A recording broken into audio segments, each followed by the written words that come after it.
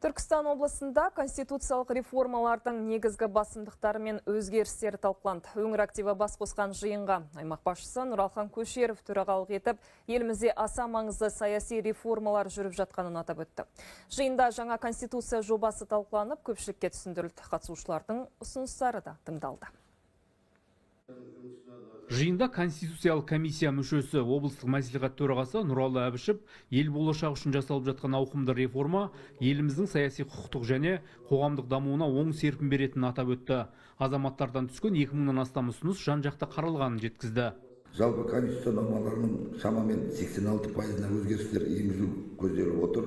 Табиғатты қорғау, экологияны сақтау, мәдениет пен рухани құндылықтарды ғылым мен білімде инновацияларды дамыту Конституцияда қоғам мен мемлекеттің ортақ құндылығы ретінде көрініс тапты. Адамның жеке басына қол сұқпаушылық, адамның негізгі құқықтарын қорғау және сот билігінің тәуелсіздігіне, неке мен отбасы құндылықтары күшейтілді. Ата заң күнде өзгермейді. Сондықтан Конституцияға енгізілген өзгерістерге қатысты түрлі ұйымдар мен азаматтық белсенділер, сарапшылар мен ақсақалдар өз пікірін білдіріп, ұсыныстарын айтты. Біз ауыл партиясы өз ұсыныстарымызды бердік. Барлық ұсыныстарымыз осы халықтардың игісі, қазақтың болашағы үшін жасалып жатқан дүние. Ауыл төңірегіндегі барлық мәселені ауыл әкімі шешсе.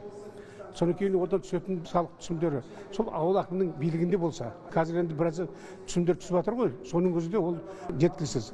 Сонда талап күшейеді ғой деп ойлаймын. Жаңа ата заңға қатысты еліміздің кез келген азаматы ұсыныс жолдай алады.